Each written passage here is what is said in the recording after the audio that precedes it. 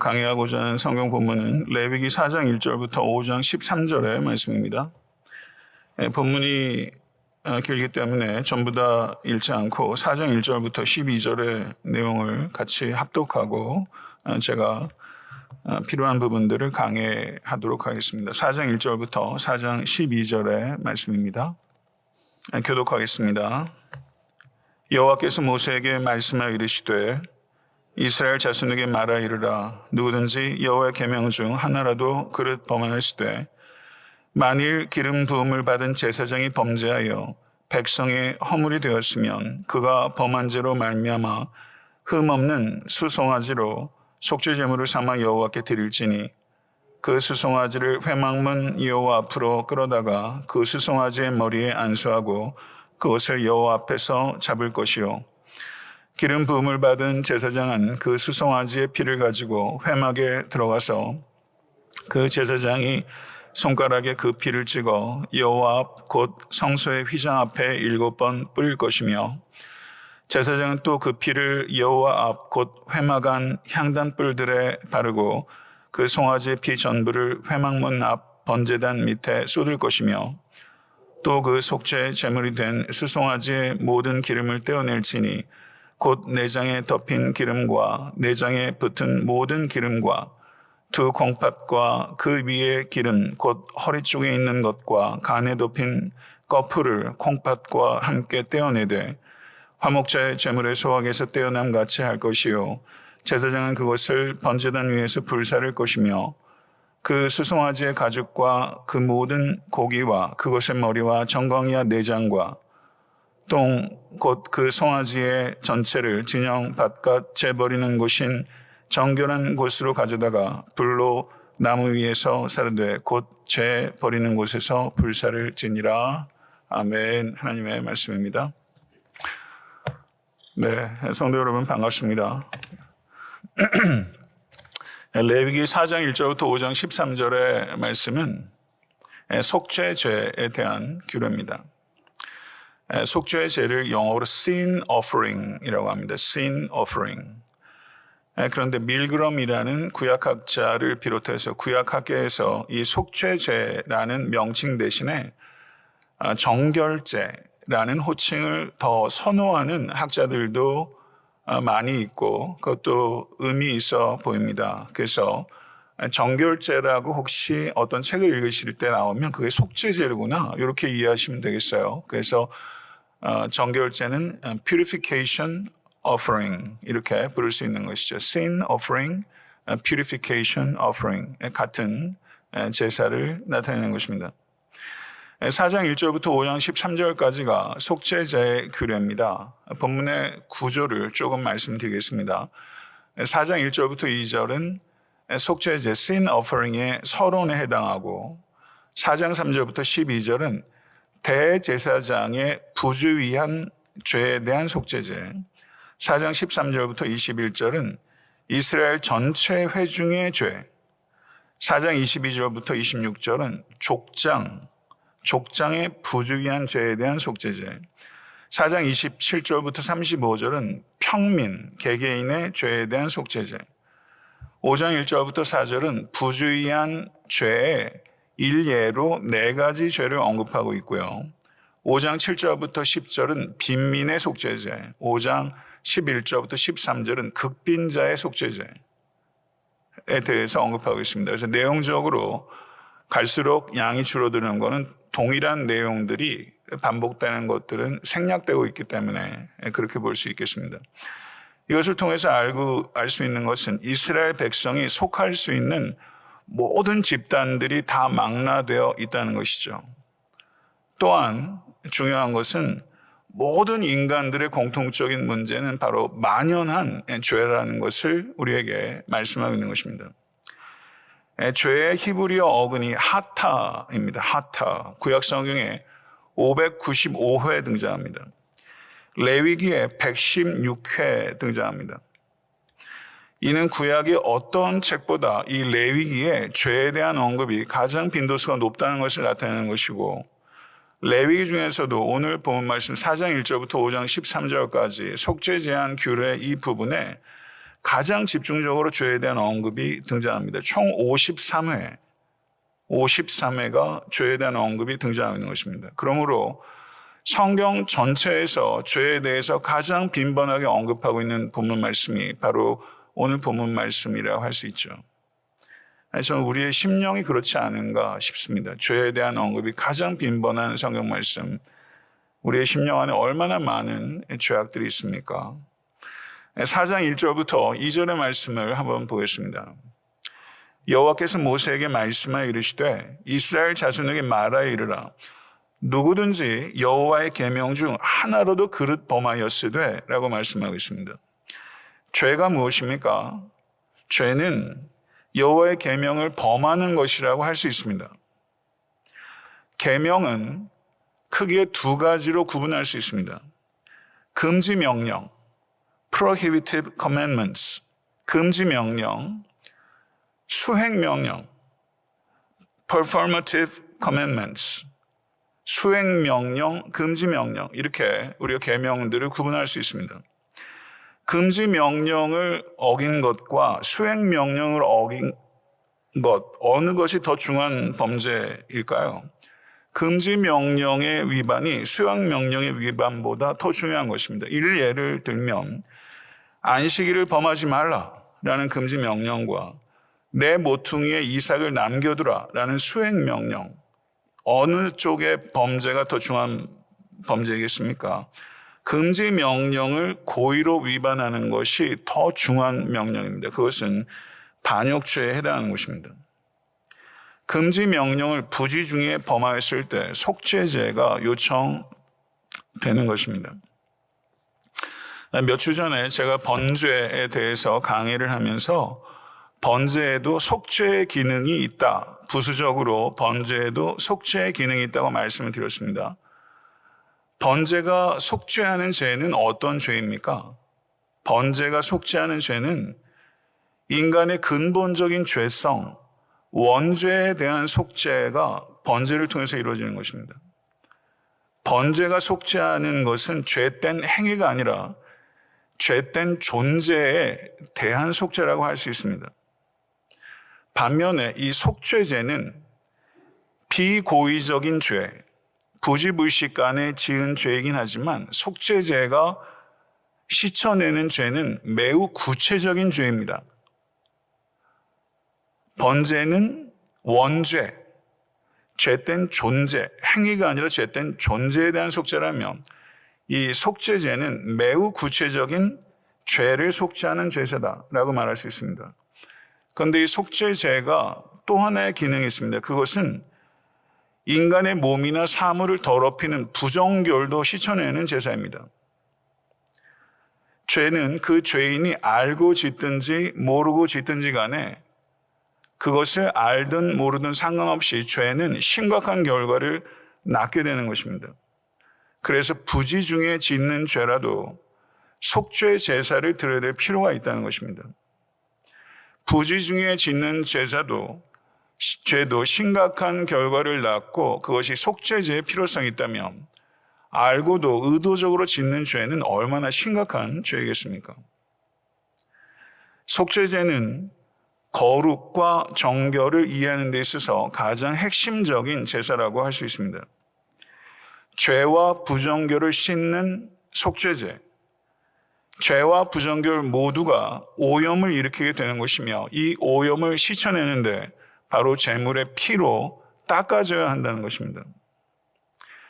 오늘 본 말씀 레위기 4장 1절부터 5장 13절의 말씀은 고의성이 없는 죄의 속죄를 다루고 있다면 부정결의 속죄를 다루는 부분은 레위기 12장부터 15장에 해당합니다. 그래서 부정결에 대한 속죄의 부분은 해당 본문을 제가 강의할 때 설명하도록 하겠습니다. 오늘은 고의성이 없는 죄의 속죄에 대한 본문의 말씀에 국한지어서 제가 설명을 할 것입니다. 속죄제는 제사를 드리는 사람의 신분에 따라 바치는 짐승과 피의 취급과 제물의 처리 방법이 달라집니다. 세 가지의 차이가 생깁니다.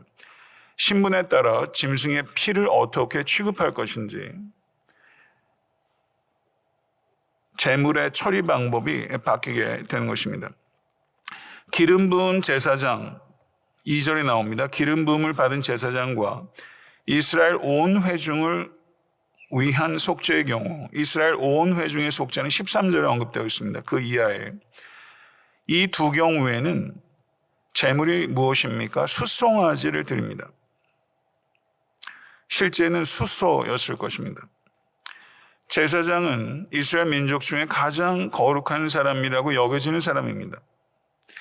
이스라엘 민족은 가장 거룩한 민족이라고 받아들여지는 민족입니다.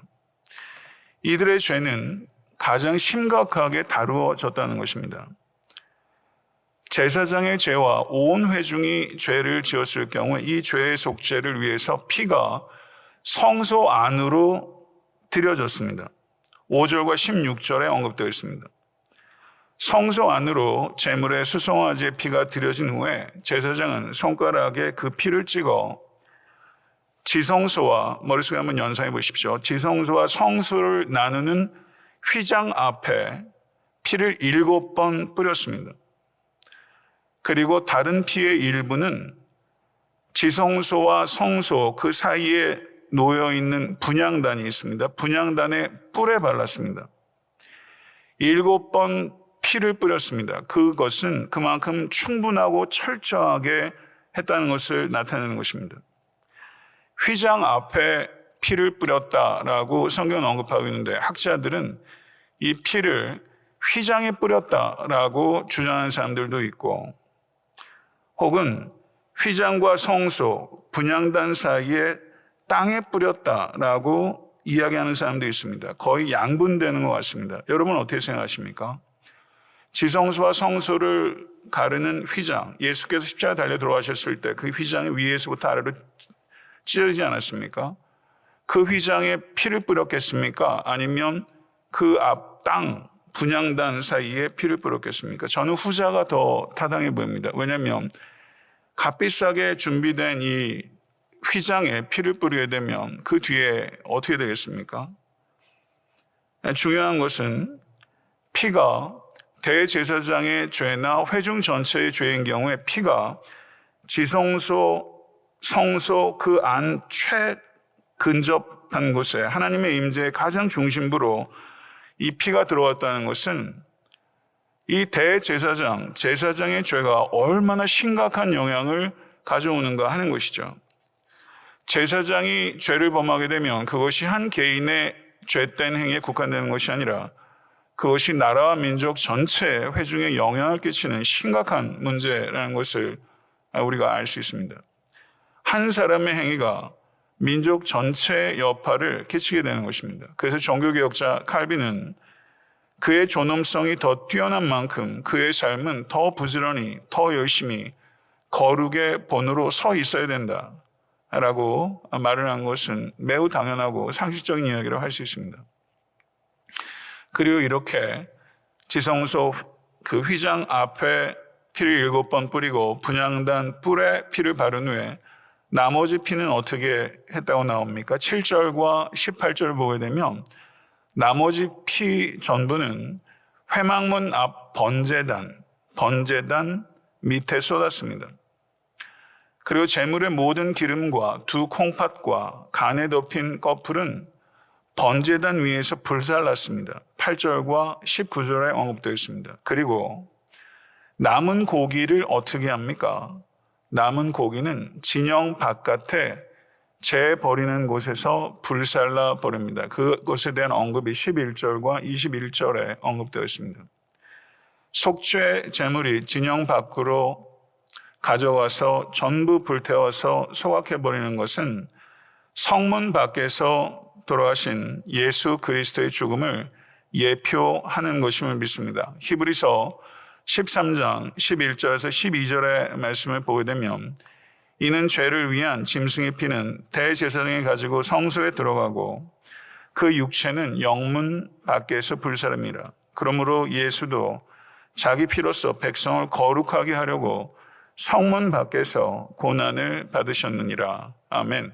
히브리서 13장 11절 12절의 말씀은 진영 밖으로 가서 완전히 소각되어 버린 속죄 제물의 궁극적인 성취가 예수 그리스도시라는 것을 나타내고 있는 것입니다. 족장을 위한 속죄의 제물은 순염소였습니다. 평민을 위한 속죄의 제물은 암염소 혹은 암양이었습니다. 두 경우의 피의 취급은 제사장과 회중 전체의 속죄와는 달랐습니다. 피를 성소 안으로 가지고 들어가지 않았고 마당에서 제사장이 속죄의 피를 손가락에 찍어서 번제단 뿔에 바르고 그리고 피 전체를 번제단 밑에 쏟았습니다. 기름과 두 콩팥과 간엽의 소각은 대제사장과 온 회중의 경우와 동일하게 번제단 밑에서 태워졌고 고기의 취급 방식은 앞선 두 개의 제사와는 달랐는데 첫 번째 두 경우는 어떻게 했습니까? 진영 바깥으로 가져가서 모두 태워버리지 않았습니까? 그런데 족장을 위한 속죄 제물과 평민을 위한 속죄 제물의 경우는 제사장이 섭취했습니다. 그러므로 속죄제 제물은 불에 완전히 태우는 속죄제와 그 제물을 먹는 속죄제 이렇게 두 가지로 나눠진다는 것을 알 수 있습니다. 평민의 경우에 빈민의 경우에 속죄의 경우는 비둘기 2마리를 드렸으며 피는 번제단 곁에 뿌리고 그 남은 피는 번제단 밑에 흘렸습니다. 5장 7절에서 9절에 언급되어 있습니다. 극빈자의 경우에 속죄제는 제물로 밀가루 10분의 1 에바를 드렸고 한 움큼을 기름과 유향을 붓지 않고 불살랐으며 나머지는 제사장이 섭취했습니다. 죄의 속죄를 위해 고운 가루 한 컵만 불살라 버리면 그 죄의 속죄가 이루어질 수 있도록 하나님께서 극빈자에게까지도 배려하셨다는 것이죠.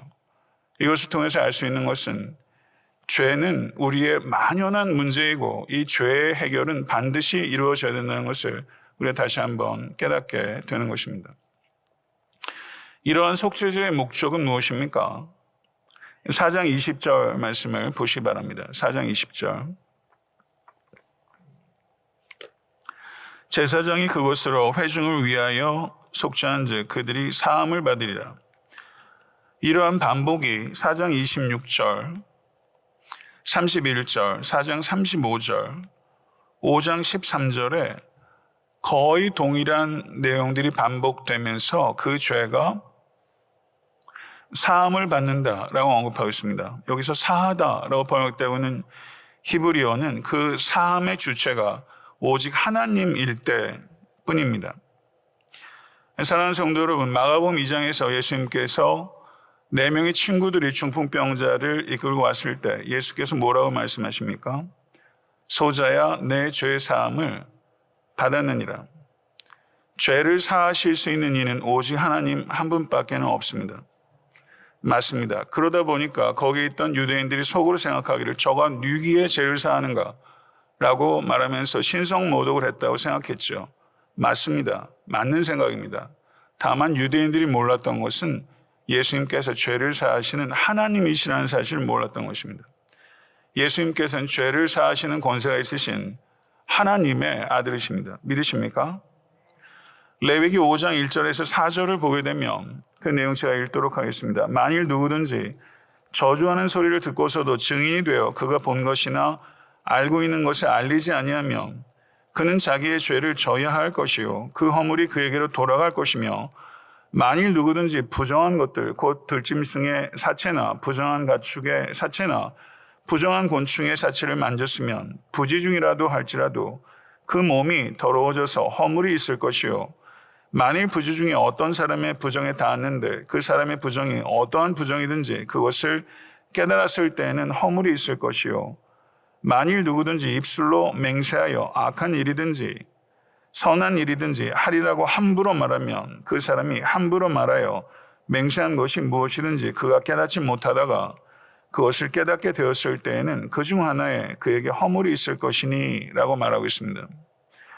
여기서 언급하는 4가지 죄들을 간략하게 그 의미를 요약하면 무책임과 무지와 무관심의 죄라고 할 수 있습니다. 첫 번째 언급되고 있는 것은 본 것이나 알고 있는 것을 알리지 아니하는 죄, 마땅히 해야 하는 말을 하지 않는 죄라고 할 수 있다면, 네 번째는 입술로 맹세해서 버리는 죄, 너무 성급히 말하는 죄에 대해서 언급하고 있습니다. 구약 성경에서 하나님께서 거하시는 성막이 속죄제로 말미암아 정결케 되어 하나님께서 지속적으로 임재하시는 것을 가능하게 했던 것처럼, 성령께서 거하시는 성령의 전인 성도는 하나님과의 친교를 유지하고 회복하기 위해서 끊임없이 정결케 되어야 되는 줄 믿습니다. 5장 5절을 보게 되면 속죄제에 있어서 죄를 자복하는 것의 중요성을 언급하고 있습니다.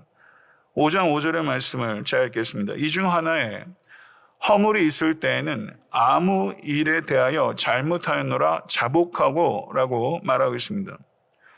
속죄제의 여러 절차들에 대해서 제가 오늘 설명을 했고, 이런 내용들이 굉장히 생소하고 또 나의 삶 속에 어떤 직접적인 연관성을 갖는지에 대해서 질문이 있다 보니까 관심 있게 듣는 것 자체가 사실 어렵지만, 또 레위기를 깊이 있게 이렇게 강해를 통해서 알 수 있는 기회도 흔치 않은 것이고, 저도 연구의 기회가 있다는 게 쉽지 않지만 매우 유익함이 있다고 생각합니다. 여기에서 중요한 것은 여러 제사의 절차들이 있고, 그 절차에 맞게 하나님께서 주신 명령대로 순종해서 예배를 자의적으로 드리는 것이 아니라 하나님의 법에 따라 드려야 하지만, 그 절차를 지키는 것이 중요함에도 불구하고 그 절차를 지키는 것 자체를 통해서 속죄가 이루어지는 것이 아니라, 정말 중요한 것은 자복하는 데 있다는 것입니다. 자복하는 게 핵심이라는 것입니다. 제사를 드리는, 예배를 드리는 우리 자신이 진심으로 통회하고 성령님을 간구하고 성령께서 조명하여 주셔서 우리의 죄를 찾고, 그리고 죄를 하나님 앞에 중심으로 통회하고, 그리고 하나님께서 그 죄를 씻어주신 역사를 경험하는 것이 바로 이 속죄제의 본질이라고 할 수 있는 것입니다. 요한일서 1장 8절 10절의 말씀을 보게 되면, 만일 우리가 죄가 없다고 말하면 스스로 속이고 또 진리가 우리 속에 있지 아니할 것이요, 만일 우리가 우리 죄를 자백하면 저는 미쁘시고 의로우사 우리 죄를 사하시며 우리를 모든 불의에서 깨끗하게 하실 것이요, 만일 우리가 범죄하지 아니하였다면 하나님은 거짓말한 이로 만드는 것이니 또한 그의 말씀이 우리 속에 있지 아니하니라 라고 말씀합니다. 회개는 두 가지 영역에 있어서 이루어지는 것입니다. 우리 자신의 죄성과 죄된 행위에 대한 인정과 돌이킴, 그것이 회개라고 할 수 있습니다. 우리의 존재 자체가 내 죄된 행위에만 문제 있는 것이, 우리 존재 자체가 얼마나 죄된 존재인지를 깨닫고 우리의 죄성에 대해서 아파하고, 그리고 그 죄성이 만들어낸 불가피한 죄된 행위에 대해서 아파하며 하나님 앞에 회개하고 인정하고 돌이키는 것입니다. 만약에 이것을 거부한다면 그것은 거룩하신 성삼위 하나님과의 사귐에 단절이 생긴다는 것을 의미하는 것이고, 죄로 인해서 성도와 하나님과의 관계의 친밀함이 깨질 뿐만이 아니라 죄는 반드시 사람과 사람 사이의 관계에도 심대한 영향을 끼치고 진정한 성도 간의 교제를 위협하고 단절시키는 것이 죄라는 것을 우리는 깊이 깨달아야 할 것입니다.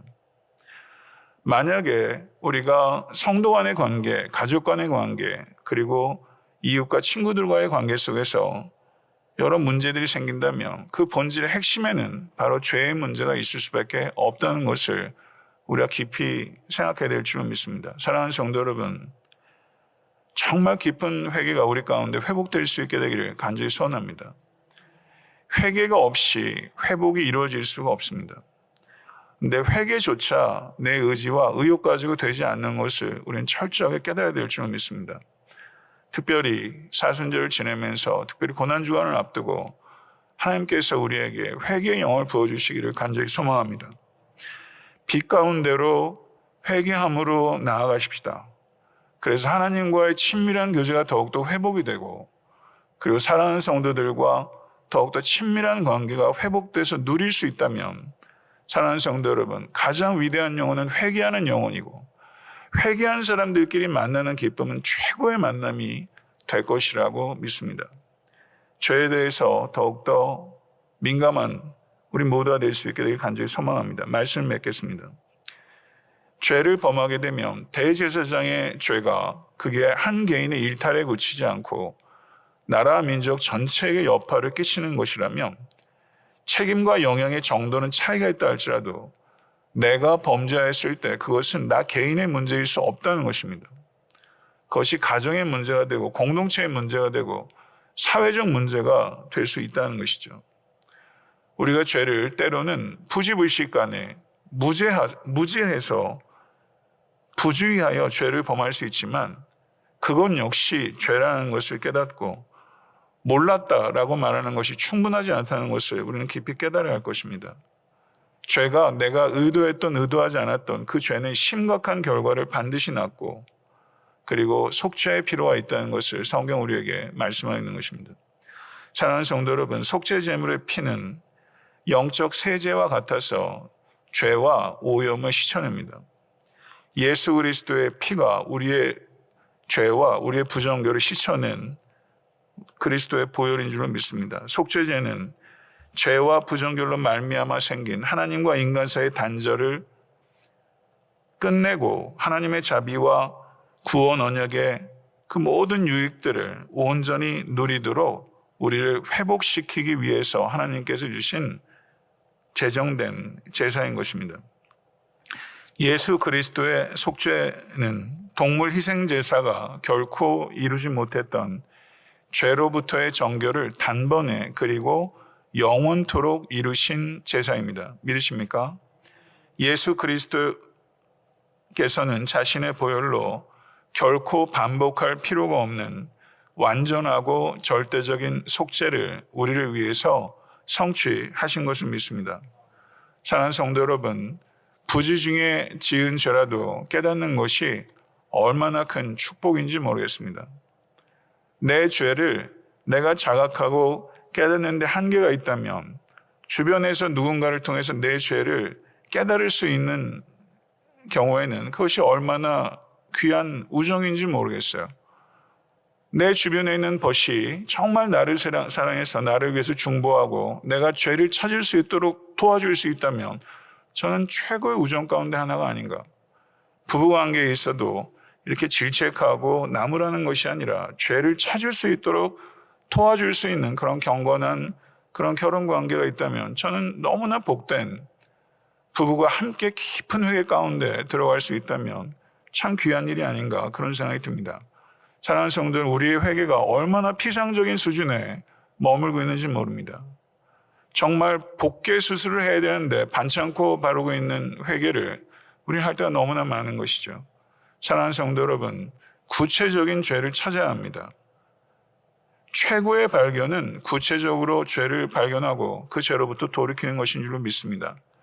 대제사장의 죄, 제사장의 죄가 그토록 심각했던 것처럼 목회자의 죄가 심각한 결과를 파생할 수 있다는 것이죠.